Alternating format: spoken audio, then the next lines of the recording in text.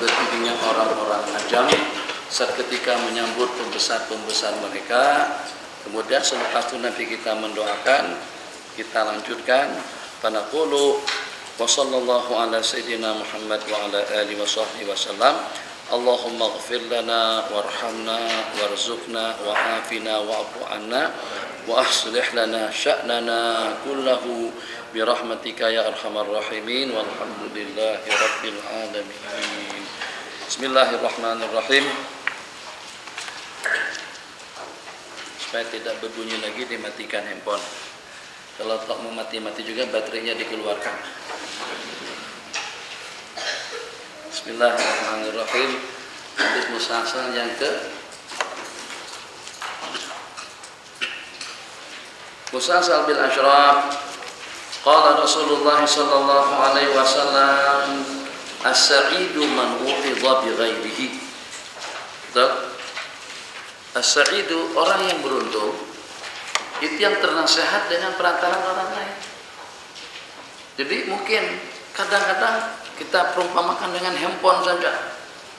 Kan pernah dengar atau pernah mengikuti kadang-kadang saya rubah tajuk daripada tajuk perpindahan yang sedang dibicarakan, terubah putar haluan langsung kepada handphone sampai setengah jam kadang-kadang bab handphone saja. Jadi sepatutnya pada saat dengan kita mendengar dengan kejadian tadi itu, kita ambil ibrah, kita ambil pelajaran untuk tidak terulang kembali perkara seperti itu. Itu maknanya wa'idha bi ghairi. Jadi tidak mesti kita kena dimarahi lagi, kita kena ditegur pula, kita kena diingatkan pula. Takkan dengan kita seperti itu. Jadi Nabi kita bersabda, orang yang beruntung cukup ada beberapa teman kita yang kena saman plus masyaallah tabarakallah. Jadi jangan sampai dengan kita tidak mengambil pelajaran daripada kesalahan orang lain. Yang kena dengan dia, yang dengan dia kena sama. Gara-gara karena tidak pakai tali kreda atau tidak pakai sabuk pengaman kalau dengan bahasa di sana. Maka kena kalah tali kreda pada waktu kita mandu kereta. Khususnya kalau pada teroblok ada polis di hadapan. Baru kita pasang masyaallah tabarakallah. Bukan menipu tapi lebih selamat insyaallah. Jika kita kadang-kadang memang susah juga kadang-kadang kalau diikat macam itu, tak tahulah. Itu mungkin saya sendiri saja yang seperti itu. Kalau pasang tali kreda pada masa mandu kereta rasa-rasa seperti terikat, perut rasa-rasa seperti tidak leluasa kita. Lebih nyaman santai, gerak ke sana, gerak ke sini. Tapi kereta ada dengan sebagian, kalau pada waktu kita tak pakai, pada waktu kita lepaskan, dia berbunyi sepanjang jalan.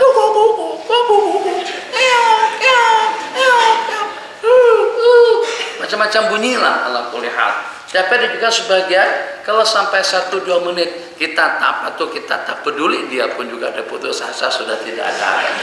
Akhirnya dia senyap saja lagi, tak kacau kita. Ada juga yang seperti itu. Ada dengan sebagian teman-teman kita yang di Sabah Sarawak, saya pernah naik Land Cruiser dengan mereka. Itu tali itu dari pasang awal dah. Jadi dia pasang awal, dia letakkan di belakang, jadi dia sendal begitu saja lagi. Jadi tak payah dimasukkan ke dalam perut atau tidak payah diletakkan ke hadapan. Pasang, letak belakang, kita sendal saja lagi macam tu. Jadi dia tak berbunyi. Jadi yang walaupun dia nampak seperti berakal aja, tapi ternyata manusia lebih pandai untuk mengelakkan benda tadi itu. Nah, jadi kalau seandainya ada yang kena saman gara-gara tali kereta, ada yang kena saman gara-gara kena lampu, gara-gara kena lesen, maka kita ambil ibrah. Kita ngambil satu pelajaran daripada kesalahan orang lain. Itu makna hadis. As-sa'idu, orang yang beruntung itu adalah man wu'idha bi ghairi, orang yang ternasihat dengan kesalahan dengan perantaraan orang lain. Bismillahirrahmanirrahim. Inna minasyi'ri la hikmatan wa inna minal bayani la sihra. Nabi kita bersabda, di antara daripada syair, di antara daripada puisi itu mengandungi hikmah, dan di antara daripada bayan, ungkapan, penjelasan, keterangan, bimbingan, nasihat, la sihra, yang mempunyai kesan seperti sihir.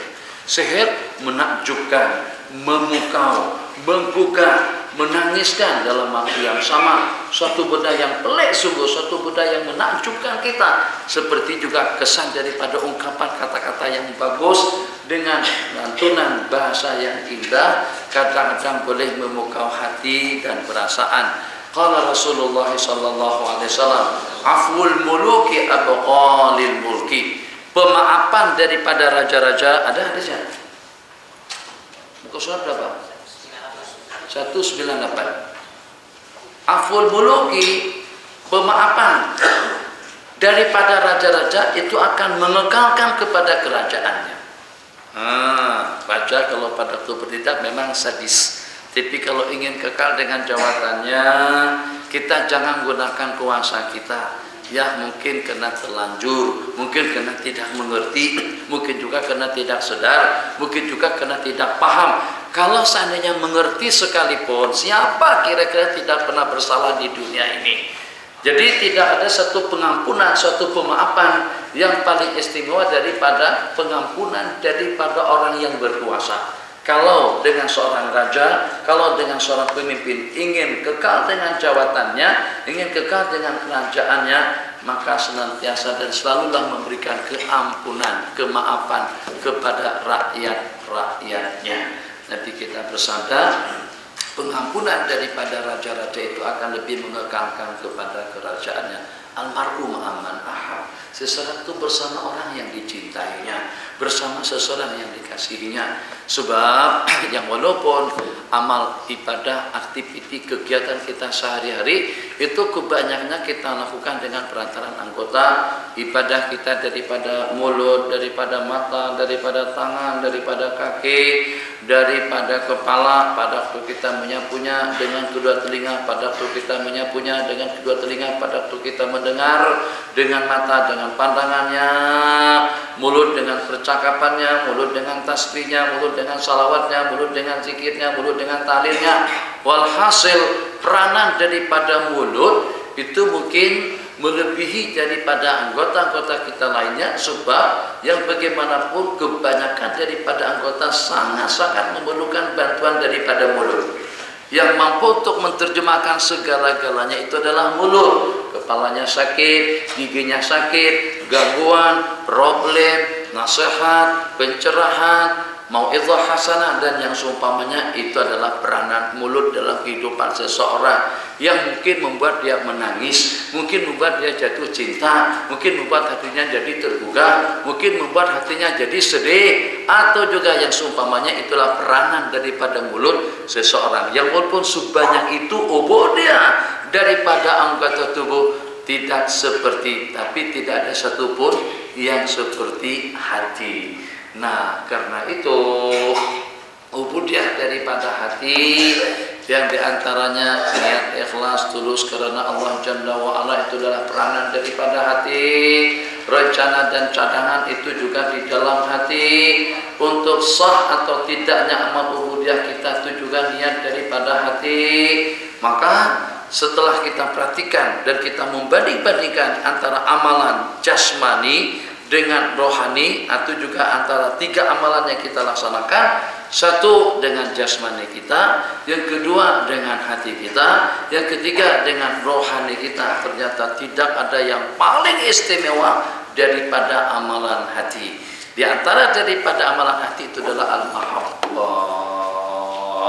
Kalau dengan tangan, kaki, mulut, anggota tubuh kesemuanya sekalipun, itu masih belum mampu lagi untuk menyertakan kita agar kita nanti bersama dengan para nabi-nabi dan rasul, dan juga dengan orang-orang saleh. Jangankan dengan orang-orang saleh zaman dahulu, untuk menyamakan kita, menyertakan kita dengan orang-orang saleh di zaman kita pun, kita masih ketinggalan jauh dengan mereka, ketinggalan jauh daripada mereka dengan amal ubudiyah yang mereka laksanakan. Habib Omar katakan saja, Habib Salim Syatiri bulan Ramadan kompong mereka salat tarawih sampai 100 rakaat.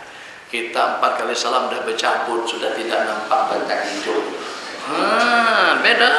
Itu amalan. Saya pernah dengan Habib Omar pada masa di Banjarmasin, kawan-kawan. Pada waktu anak dipilih oleh kumpulan sahabat-sahabat kita di Banjar, saya Yang pertama Ustaz Fahmi kalau tidak salah, yang kedua untuk bersama Habib Umar dalam satu kendaraan, satu bus mini muatan kira-kira dalam 28 orang. Jadi pada waktu itu saya ketika sampai mendarat di airport Banjarmasin namanya Syamsuddin Nur, airport Syamsuddin Nur Banjarmasin. Itu kalau saya katakan 1000 orang yang menjemput, 1000 orang yang menunggu tidak salah. Sehingga terpaksa dengan Habib Umar tidak dapat dikeluarkan daripada pintu gerbang biasa orang keluar, dikeluarkan daripada pintu sebelah yang kira-kira orang ramai yang tidak tahu. Beliau keluar daripada situ langsung masuk dalam bus. Kami pun berebut masuk ke dalam bus yang membawa kami daripada Syamsuddin Nur, daripada airport menuju Martapura.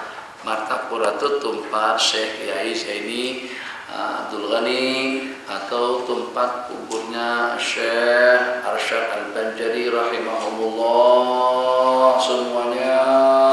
Jadi pada masa itu dalam rangka peresmian pondok pesantren, salah seorang daripada alumni Tarim yang tidak salah nama beliau adalah Ustaz Salahuddin. Masya Allah tabarakallah. Kita pengiringnya pada turun di situ. Masya Allah tabarakallah. Untuk dapat tempat untuk kita letak kasur kalau kita letak di luar kompom hilang. Terpaksa lepaskan kasur, kita kena bawa sendiri. Atau kalau ada hadam-hadam yang membawakan kasur kita, ramai sungguh. Selepas ceramah ya biasalah. Selepas ceramah kan ada makanan. Nah kalau tabarakallah orang ramai makan, tapi kita pengiring ini justru yang mendapatkan al-asabahnya, yang mendapatkan asabah makanan yang lebih banyak. Luas, kira-kira dalam separuh bangunan kita nih itu semuanya penuh dengan makanan, satenya, ayamnya, kambingnya, gulainya, ikannya, duriannya. Habib Umar makan tak banyak mana sikit. Yang banyak tuh kita ini lah. Kita jadi asabah nih. Ahli waris itu dapat sikit-sikit saja, asabah yang paling banyak. Jadi dengan kita pun tak kisah sangat, tapi makan banyak atau sedikit, yang secara pasti hidangan saja tuh di hadapan kita semuanya. Orang lain hanya setakat tengok aja daripada celah-celah kaca atau juga daripada celah-celah cermin daripada luar, menunggu kita beranjak berangkat dari situ. Ini setelah mendarat tadi perjalanan menuju situ kira-kira dalam setengah jam. Programnya kira-kira dalam 1 jam, makanya kira-kira dalam setengah jam. Beranjak lagi, saya perhatikan Habib Umar rehat hanya dalam bus saja. Macam nih dalam bus, terangguk-angguk dalam beberapa kali. Kira-kira dalam perjalanan 1 jam sampai ke tempat tujuan. Program lagi di Rabitah Al-Alawiyah. Sampai ke sana kira-kira selepas sembahyang Isya. Selepas sembahyang Isya ada lagi program di Masjid An-Nur. Yang sepatutnya di situ sembahyang Isya, justru program di Masjid An-Nur itu baru boleh sampai ke sana pada pukul 11 malam. Tadi itu cerita lepas tengah hari ini. Tak ada rehat. Macam mana rehat? Saya tengok beliau di situ. Sejak di bus, sejak dari pesawat, lepas dari pesawat turun, lepas turun masuk bus, lepas masuk bus kemudian ke pondok pesantren, kemudian dengan Rabitah Al-Alawiyah, dari situ langsung beranjak menuju Masjid An-Nur. Masjid An-Nur sejak daripada subuh Isya sampai pukul 11 masih ditunggu lagi. Tuh sampai pada waktu beliau khutbah menyampaikan ceramah, ada juga jamaah kena terlampau ramai yang naik mimbar sampai patah mimbar dari itu. Mimbar itu kan untuk satu orang khatib saja, bukan 10 khatib. Mimbar tak pernah ada sampai 3, 4, 5, 6 khatib. Ini tidak khutbah lagi nyasakan, karena tadi tempat duduk, terpaksa harus duduk atas mimbar, patah mimbarnya. Itu tahu betul kita cerita itu. Selepas kira-kira dalam pukul 12-an malam baru balik. Kita mata masih basah banyak, kujuk-kujuk lagi. Ternyata beliau sudah sembahyang tahajud dan bangun dah sebelum azan subuh lagi dah Allahu Akbar, berzikir, berdoa. Dengan seumpama Habib Umar saja kita sudah ketinggalan jauh di belakang. Bagaimana kalau dengan seumpama Imam Syafi'i yang khatam Quran tiap malam? Bagaimana kira-kira dengan Imam Abu Hanifah yang tidak pernah tidur malam? Bagaimana kira-kira dengan Imam Sa'id bin Musayyib yang tidak pernah masbuk sepanjang 45 atau 55 tahun? Panjang ceritanya. Jadi kalau fisikal kita akan mampu kita sebagaimana mereka, tapi ada satu anugerah yang Allah bagikan kepada kita yang kita boleh bersama mereka nanti pada hari kiamat dengan mahabbah. Mahabbah itu adalah satu amalan yang tidak ada tandingannya. Lebih istimewa daripada mulut, lebih istimewa daripada anggota, lebih istimewa daripada seluruh bagian-bagian organ yang ada pada diri kita masing-masing. Mahabbah kita kemana hala kita hala tujukan. Hala tujukan yang pertama cinta kepada Allah, cinta kepada Rasul, kemudian yang ketiga cinta kepada orang-orang soleh, cinta kepada orang-orang yang baik, orang-orang yang dikasihi oleh Allah Jalla wa'ala. Jangan ada tempat rasa cinta dengan artis, atau juga dengan atlet, atau juga dengan seniman, atau juga dengan kumpulan-kumpulan seumpamanya. Kita tak nak dibagi dengan Hulk Hogan, tak nak juga dibagi dengan Maradona, tak nak juga dibagi dengan Jackie Chan, atau juga dengan Bruce Lee, tak nak dengan kita dibagi dengan kumpulan penari, konser, dangdut, karaoke dan yang seumpamanya. Kita nak dibagi bersama orang-orang yang mampu untuk menyelamatkan kita, yang mampu untuk memberikan pertolongan kepada kita, yang akan menjadi kebanggaan kita. Kalau kita tidak seperti mereka pun, yang walaupun ibadah kita seperti jarak antara langit dan bumi, tapi mahabbah kita boleh menyertakan kita bersama mereka nanti pada hari kiamat. Supaya paham bahasa yang kita bahasakan di sini, tengok Qitmir, anjingnya ahli kahfi. Macam mana anjing yang walaupun anjing itu tak pernah bersyahadat, tidak pernah bertahlil. Ada satu benda pelik teringat dalam kepala saya, nak sebut benda itu. Jadi kita kalau buat pengajian macam ini jangan dikerat-kerat, jangan dipotong-potong. Kalau dipotong-potong nanti jadi tak keru-keruan. Jadi kalau dalam pengajian ikuti daripada awal tadi sampai habis. Paling tidak satu alinea, satu pembicaraan ikuti dari awal sampai ke penghujung. Jangan habis sekeras-sekeras saja. Jadi ada orang dalam ada yang habis sekeras-keras semacam itu, dia tidak ikuti pembicaraan yang saya bicarakan. Jadi dulu saya pernah berbicara tentang lagu. Saya katakan ada jenis lagu-lagu yang boleh dinyanyikan. Kalaulah terlarang pun paling setakat makruh saja. Tapi ada jenis-jenis lagu yang haram kita nyanyikan. Jadi mungkin keharamannya itu bukan karena musik, bukan karena alat-alat yang diharamkan, tapi keharaman daripada lagu itu sendiri. Jadi saya nyanyikan lagu yang diharamkan tadi itu diantaranya lagu lama tahun 70-an. Cobalah teka apa itu namanya, bentuknya bulat tidak berduri, bentuknya bulat tidak berduri. Nah, cobalah terka apa itu namanya, bentuknya bulat tidak berduri. Buah delima lah barangkali, atau juga limau enggak. Tapi orang yang sudah dewasa menerkanya tidak ke sana. Terka, tebak, bahasa kita sih tebak. Teka, teka, cobalah terka. Itu lagu. Ada lagu lagi, lagu itu lagu lama juga. Lagu bunyi seperti bulu bertemu bulu, kulit bertemu kulit. Apa maksudnya? Jadi kata anak-anak kecil, makna daripada bulu bertemu bulu, kulit bertemu kulit, artinya mata lah pada tu tidur. Tapi orang dewasa tidak macam itu penafsirnya. Ambil yang sekerat itu saja. Oh, katanya porno zongo. Saya Nuruddin nyanyi macam tu, ndak dengar dulu apa cerita, pasal jangan diambil sekeras-keras macam tu. Ini misal diantara daripada lagu-lagu yang tidak sepatutnya untuk kita nyanyikan. Tapi dengan lagu-lagu yang lain, tidak terbaut tentang masalah kita, tidak mencemarkan akidah, tidak mencemarkan hukum, untuk kita nyanyikan seperti hitam manis misalnya, seperti berkelana hitamnya arang, tak sehitam rambutmu, manisnya madu, tak semanis senyummu, kaulah sayang, beritanya hidupku. Seperti itu yang makruh lah. Tapi sewaktu-waktu kita nak berhibur macam tu, sewaktu-waktu lah, bukan tiap waktu. Kembali, itu makna daripada pembicaraan yang kita bicarakan. Jadi kalau cinta kita kepada seniman akan bersama mereka nanti hari kiamat. Cinta kita dengan ulama akan bersama ulama nanti pada hari kiamat. Temani orang-orang yang tidak mempermalukan kita nanti di hadapan Allah. Begitu dengan bahasa sederhananya. Bertemanlah dengan orang-orang yang tidak membuat kita jadi segan, yang tidak membuat kita jadi malu, yang membuat dengan kita terperangkap dan kejebak. Waliyadzubillah. Temani orang yang mampu untuk membantu kita, cintai orang-orang yang mampu untuk memberikan syafaat dan pertolongan kepada kita.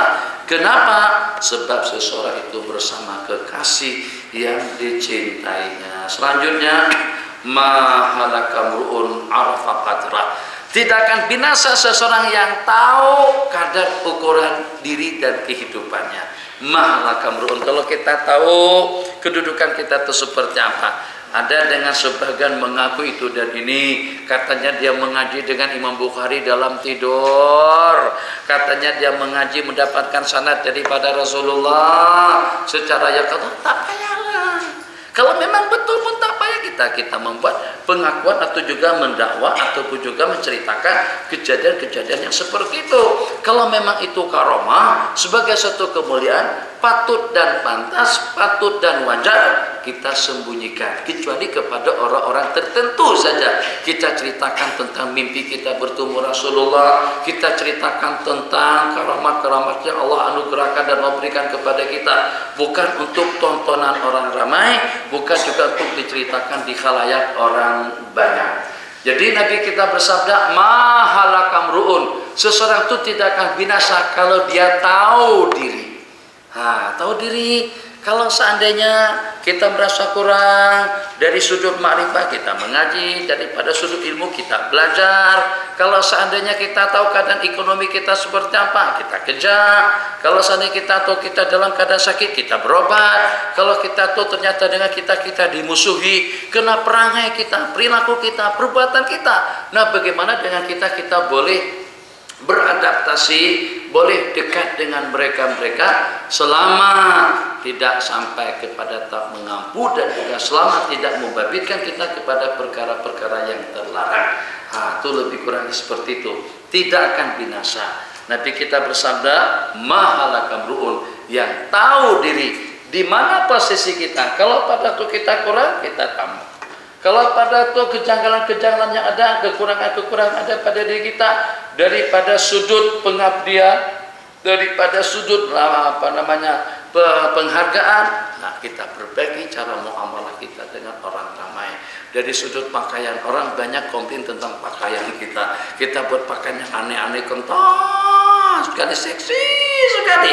Nah, kita kena tahu tentang kekurangan kita daripada sudut situ, terus kita perbaiki.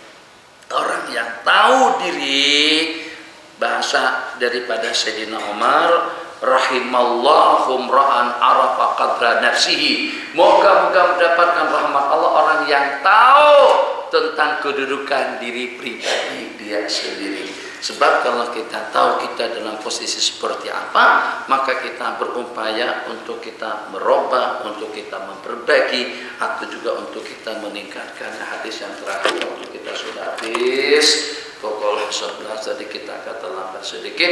Al-waladu lil firash wal ahidil hajar. Al-waladu lil firash, anak itu adalah kepada si pemilik istri.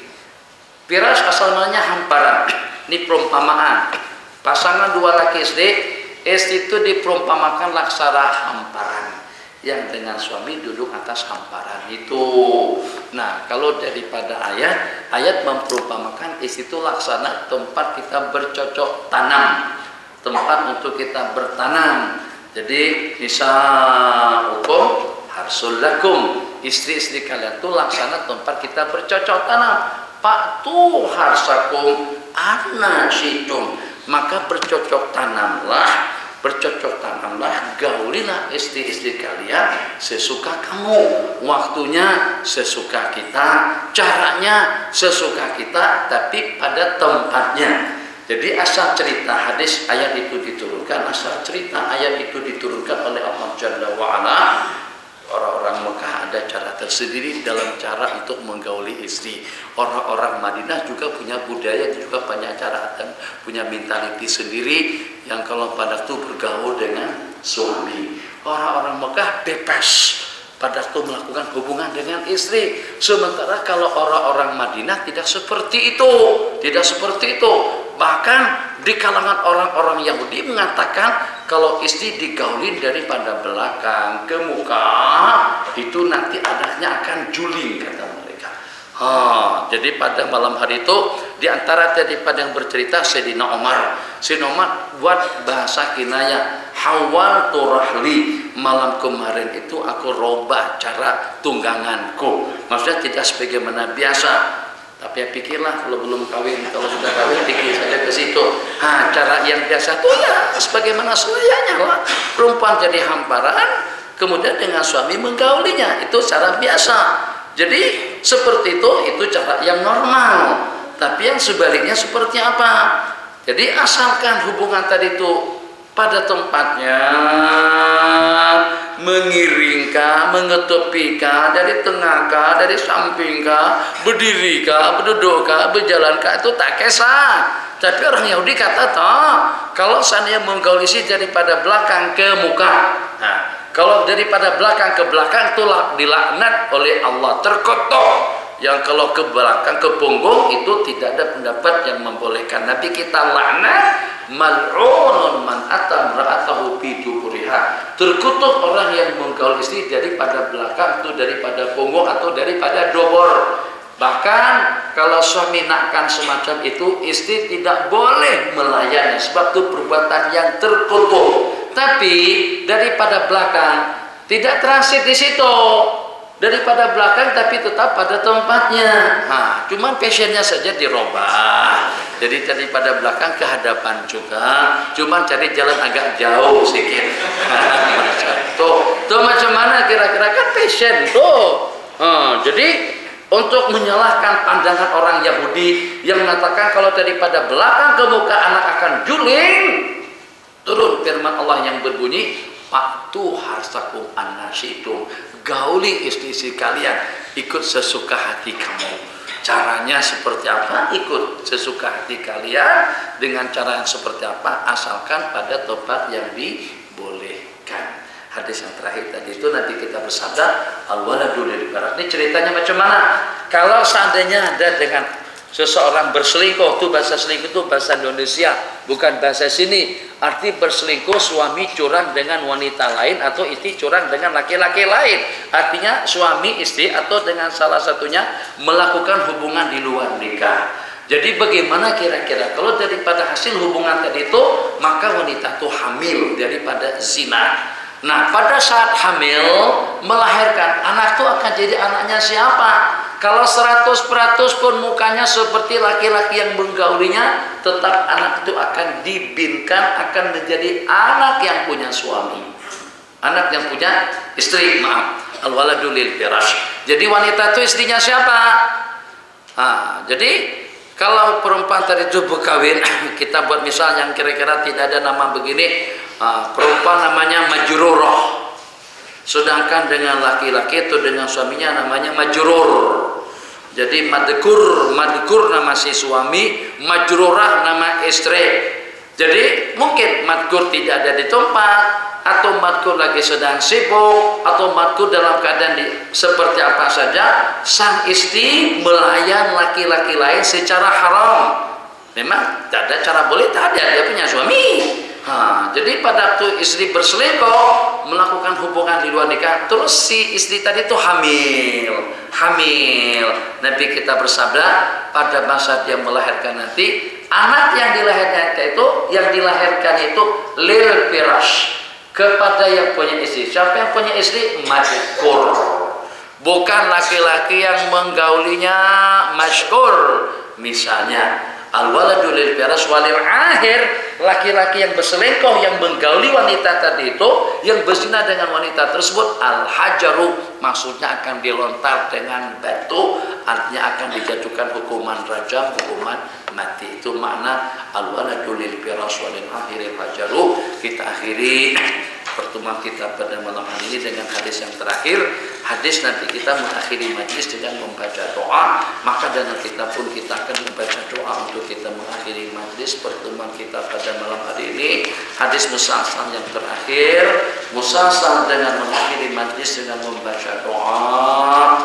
Akhbarana telah memberitahukan kepada kami masing-masing daripada Syekhuna Syekh Muhammad Yasin Al-Padani, Syekh Ismail Usman Zain Al-Yamani, dan banyak lagi masyaikh-masyaikh lainnya, Syekh Abdullah Al-Lahji, Syekh Muhammad, Syekh Muhammad Ewan, Syekh Hasan Masyad. Hampir tidak ada seorang pun daripada mereka yang tidak mengakhiri majlis mereka dengan doa. Jadi daripada malam hari ini, tiap majlis ilmu yang kita adakan di mana saja kita adakan, itu kita akhiri majlis tersebut dengan lantunan doa, seperti dengan doa yang Nabi kita bacakan, ataupun juga dengan doa-doa yang lain, dengan sanad yang bersambung daripada dua orang guru tadi itu. Falamma faraga kullu minhuma min al-qiraati, setelah kedua-duanya selesai daripada pengajian da'a li ahli majlis, maka beliau mendoakan kepada ahli majlis. Jadi ini namanya doa bi khatmil majlisi bid doa, mengakhiri musalsal, mengakhiri majlis dengan doa. Riwayat bersambung sampai kepada Sayyiduna Malik bin Anasin, qala akhbarana Muhammad bin Syihab bin Az-Zuhri wa khatamal majlisa bid doa, qala akhbarana Urwatu wa khatamal majlisa bid doa, qala haddatsatna Aisyah radhiyallahu taala anha, telah meriwayatkan kepada kami Sayyidatuna Aisyah, falamma faragat minal qiraati, setelah selesai beliau membacakan hadis atau mengakhiri pengajian, da'at lana, beliau mendoakan kami, wa khatamat al majlisa bid doa, dan mengakhiri majlis dengan doa. Wa qalat, terus berkata Sayyidatuna Aisyah radhiyallahu taala, kana, berarti senantiasa dan selalu, kana Rasulullah sallallahu alaihi wasallam idza faragha min hadisihi, apabila Nabi kita selesai bacakan, apabila Nabi kita mengakhiri majlis pertemuan beliau dengan para sahabat, wa arada ayyakum, terus Nabi kita nak berdiri, maka Nabi kita membaca doa, Allahumma ghfir lana ma akhtana, ya Allah ampunkanlah kami atas dosa kesalahan yang kami lakukan secara keliru, wa ma ta'ammadna, secara sengaja, wa ma asratnya, secara tersembunyi, wa ma a'lanna, secara terang-terangan, wa ma anta a'lamu bihi minna, dan juga dengan dosa-dosa kesalahan yang engkau lebih mengetahuinya daripada kami. Antal muqaddimu antal muakhiru, la ilaha illa anta. Itu doa baginda kepada ahli majlis, kita baca pada akhir majlis kita di sini, dan ini adalah merupakan majlis penutup untuk malam hari ini. Untuk yang akan datang kita bercadang nak membaca kitab ringkasan daripada kitab Al-Adabil Mufrad yang saya bacakan yang Arabnya. Tak ada terjemahan, tak ada masalah, saya baca hadisnya. Sebab situ tidak ada ulasan, yang ada tajuk hadis. Kita terjemahkan tajuknya dan juga kita terjemahkan hadisnya, insyaallah, mungkin insyaallah pada pertemuan yang akan datang. Wassallallahu ala sayyidina Muhammad wa ala alihi wa sahbihi wasallam. Allahumma ighfir lana ma akhtana wa ma ta'ammadna wa ma asrafna wa ma a'lanna wa ma anta a'lamu bihi minna, antal muqaddim wa antal muakhir, la ilaha illa anta, subhanaka inna kunna minadh dhalimin, subhanaka Allahumma wa bihamdika asyhadu an la ilaha illa anta, astaghfiruka wa atubu ilaik. Wa sallallahu ala sayyidina Muhammad wa ala alihi wa sahbihi ajma'in. Amin. Walhamdulillahi rabbil alamin. Taqabbalallahu minkum.